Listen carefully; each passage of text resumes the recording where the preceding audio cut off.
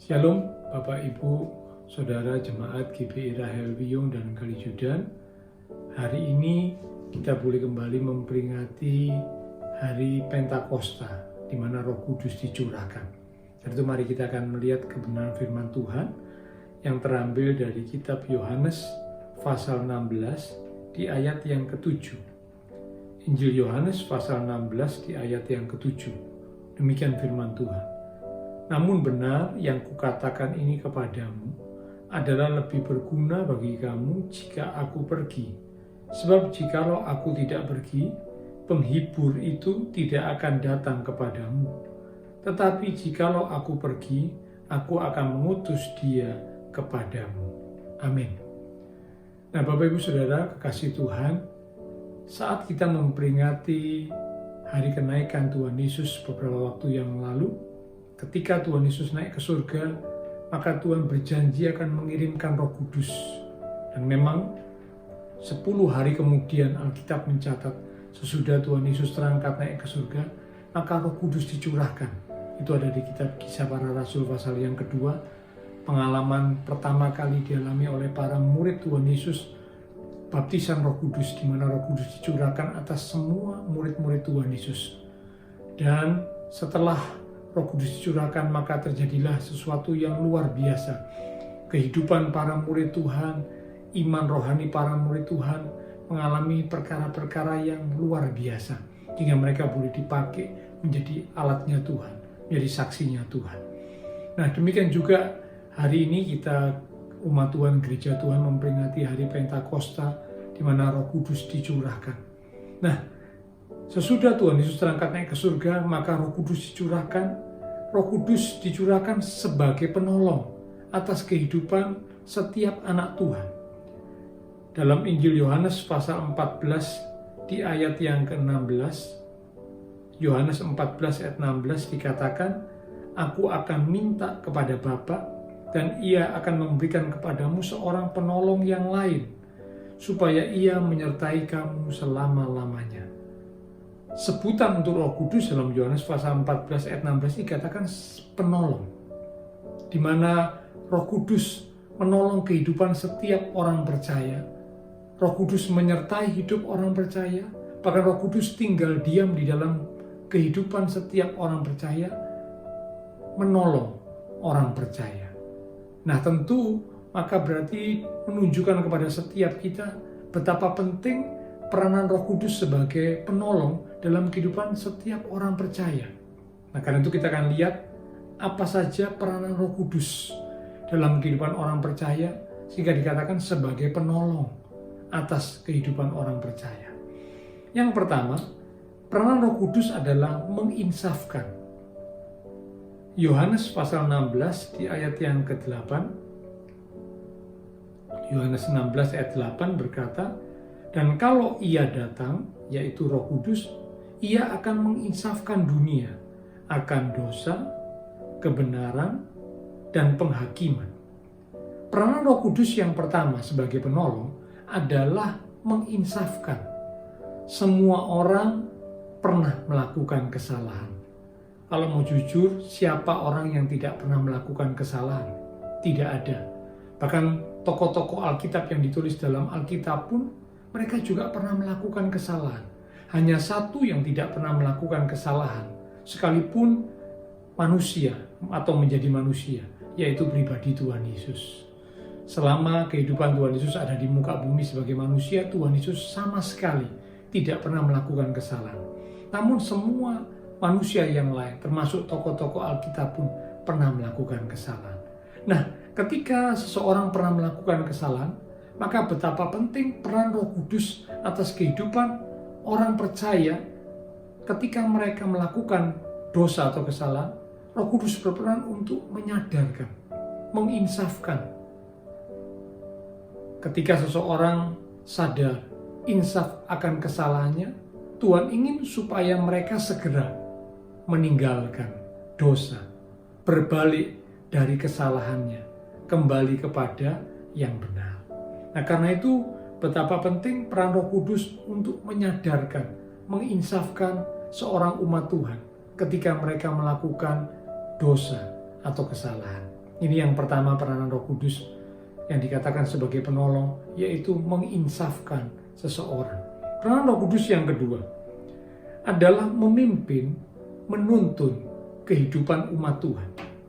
Dalam Yohanes pasal 16 di ayat yang ke-13, Yohanes 16 ayat 13 dikatakan, tetapi apabila ia datang, yaitu Roh kebenaran, ia akan memimpin kamu ke dalam seluruh kebenaran. Sebab ia tidak akan berkata-kata dari dirinya sendiri, tetapi segala sesuatu yang didengarnya, itulah yang akan dikatakannya, dan ia akan memberitakan kepadamu hal-hal yang akan datang. Nah, Bapak Ibu Saudara, peranan Roh Kudus yang kedua adalah memimpin, menuntun. Dalam menjalani kehidupan di dunia ini, bukankah kita membutuhkan bimbingan, arahan, tuntunan, supaya kita tidak salah melangkah, kita tidak salah membuat keputusan, supaya kita tidak tersesat? Maka kita butuh dibimbing, kita butuh dituntun. Peranan Roh Kudus yang kedua adalah membimbing, menuntun kehidupan setiap anak Tuhan. Bukan hanya sekedar menginsafkan, menyadarkan akan dosa kesalahan, melainkan juga yang kedua dikatakan membimbing, menuntun, supaya umat Tuhan dipimpin, dibimbing, dituntun kepada kebenaran, sehingga boleh berjalan hidup di dalam kebenaran. Peranan Roh Kudus yang ketiga adalah menghibur, menguatkan. Dalam Yohanes pasal 14 di ayat yang ke-26, Yohanes 14 ayat 26 dikatakan, tetapi penghibur, yaitu Roh Kudus yang diutus oleh Bapa dalam namaku, dialah yang akan mengajarkan segala sesuatu kepadamu dan akan mengingatkan kamu akan semua yang telah kukatakan kepadamu. Peranan Roh Kudus yang ketiga adalah menghibur. Bukankah kita dalam menjalani kehidupan ini ada banyak kesulitan, pergumulan, tekanan yang kita hadapi, meskipun kita sudah hidup dalam kebenaran. Karena memang Alkitab tidak pernah berjanji kalau orang sudah hidup dalam kebenaran, maka tidak akan mengalami kesulitan atau pergumulan. Alkitab tidak pernah berkata demikian. Jadi meskipun kita sudah jadi orang percaya, sudah jadi anak Tuhan, tetap kita akan menghadapi masalah, pergumulan. Disinilah letak pentingnya peranan Roh Kudus yang ketiga, yaitu menghibur kita. Dikala kita sedih, susah, lemah, Roh Kudus menghibur kita. Bahkan Roh Kudus menguatkan kita. Dalam Efesus pasal 3 di ayat yang ke-16, Efesus 3 ayat 16 berkata, aku berdoa supaya ia menurut kekayaan kemuliaannya menguatkan dan meneguhkan kamu oleh Roh-Nya, itulah Roh Kudus di dalam batin. Kita dihibur, bahkan kita dikuatkan. Nah, karena itu Bapak Ibu Saudara, setelah kita tahu 3 peranan penting Roh Kudus dalam kehidupan umat Tuhan, dimulai dari menginsafkan seseorang akan dosa kesalahan yang sudah dilakukan, lalu kemudian yang kedua dikatakan membimbing, menuntun ke dalam kebenaran, dan yang ketiga dikatakan menghibur, menguatkan kita. Karena itu mari izinkan Roh Kudus berkarya lebih lagi dalam hidup setiap kita umat Tuhan.